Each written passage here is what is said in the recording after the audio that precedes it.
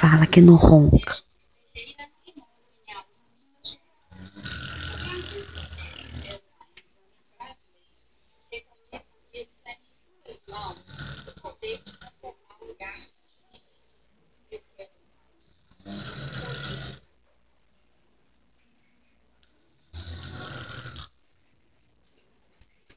Pois fala que não ronca. Eu quero um Brasil que os homens não roncam.